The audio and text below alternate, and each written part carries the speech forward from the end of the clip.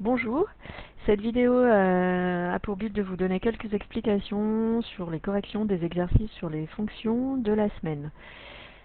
On commence avec le numéro 10. Donc dans le numéro 10, il fallait associer une expression en français à l'expression en mathématiques, qu'on appelle expression algébrique.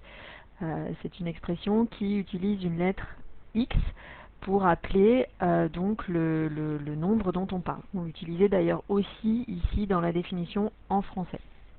Alors il y en a qui sont un peu plus faciles que d'autres, vous faites au mieux. Par exemple, si je commence par la moitié de x, en général on sait que c'est x divisé par 2. Donc pour le a, on va l'associer au 5, x divisé par 2. L'inverse de x peut vous embrouiller un petit peu au départ, de même que peut-être l'opposé de x, parce que souvent on confond les deux. En revanche, je pense que le carré de x, vous identifiez assez facilement que c'est x au carré, donc l'écriture 4, le c va avec le 4, je vous ai mis le corrigé là-haut. Le double de x, normalement, c'est pareil, c'est 2 fois x, donc il est associé au 2. Il vous reste à associer du coup le b et le d, l'inverse de x et l'opposé de x, avec soit moins x, soit 1 sur x. Donc c'est là qu'il ne faut pas confondre les deux. Opposé, c'est au sens de l'addition, c'est moins x.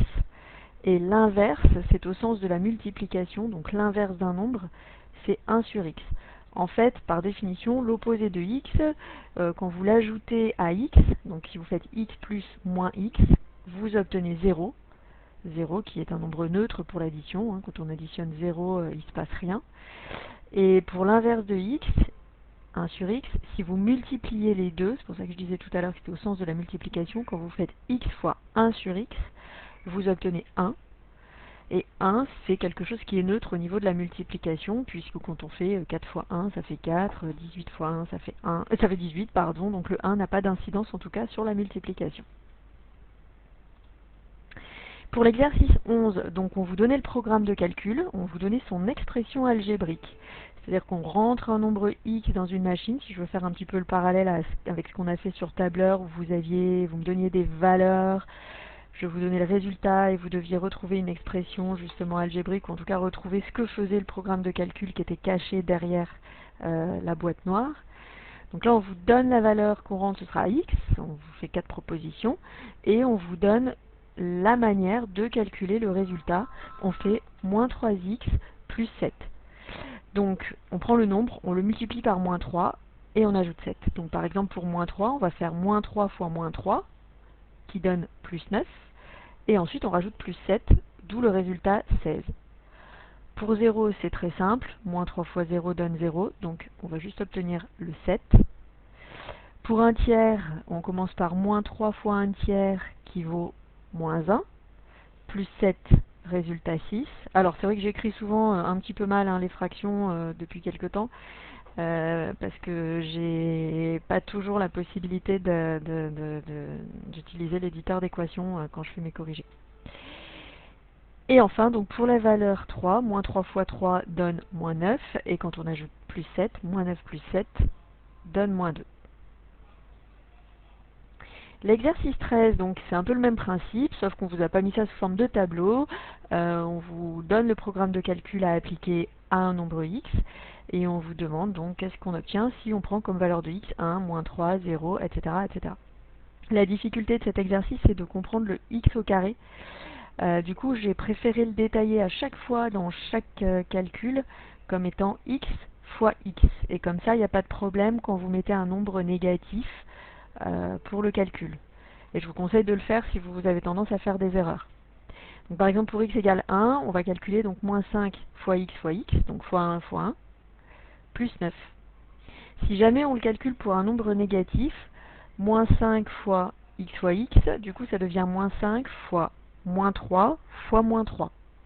Donc à ce moment-là, il n'y a pas de souci. Moins 3 fois moins 3 donne plus 9.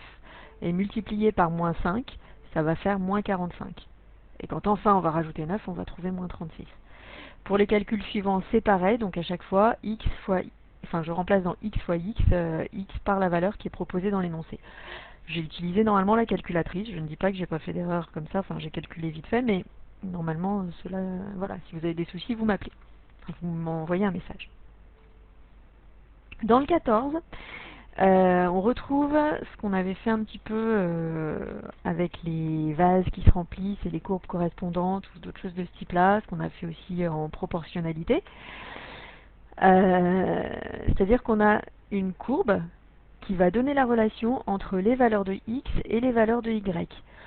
Bêtement, là, si je me positionne par exemple pour x égale 4, on va lire sur la courbe en ordonnée y égale 1,5. Donc j'ai mis dans le corrigé en rappel, on lit x en abscisse, y en ordonnée sur la courbe et on obtient les valeurs qui se correspondent pour x et y.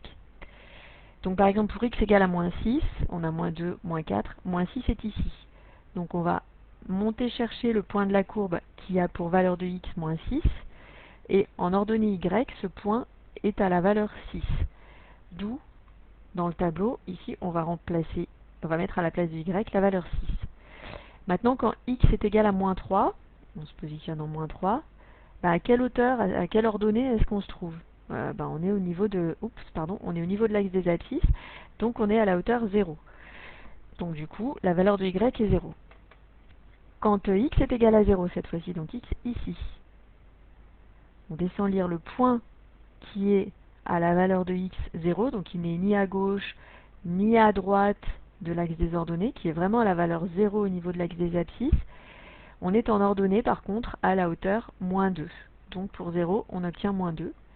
Et enfin, pour x égale 3, on est à nouveau à hauteur de l'axe des abscisses en fait.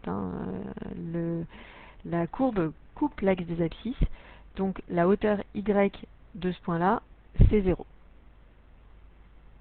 Dernier exercice, enfin dans le numéro 16, même principe, sauf qu'au lieu de vous présenter les données sous forme de tableau, on vous pose la question en français en utilisant les mots abscisse et ordonnée, mais ça ne change rien. X se lit toujours en abscisse, Y en ordonnée, donc quand on vous demande le point d'abscisse moins 2, il faut comprendre quand X vaut moins 2, donc on va se positionner à X égale moins 2.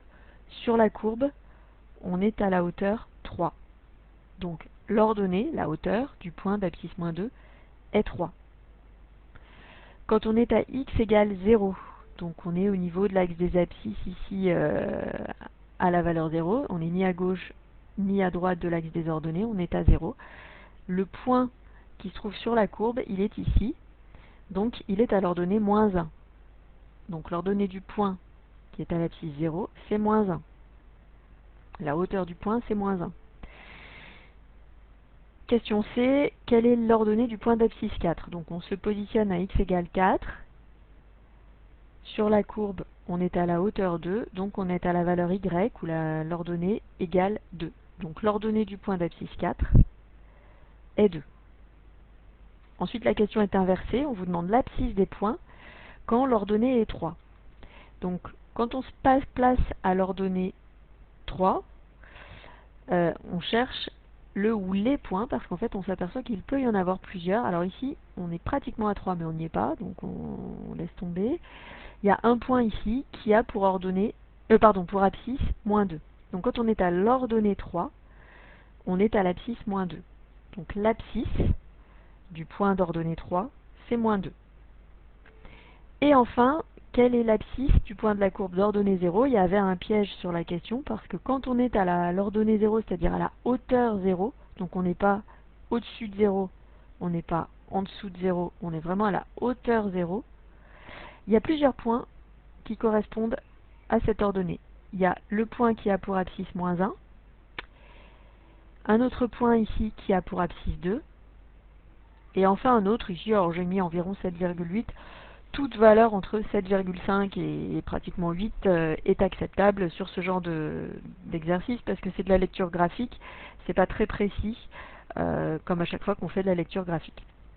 Donc du coup, il y avait 3 valeurs possibles pour x, pour l'abscisse, c'était moins 1, 2 et environ 7,8.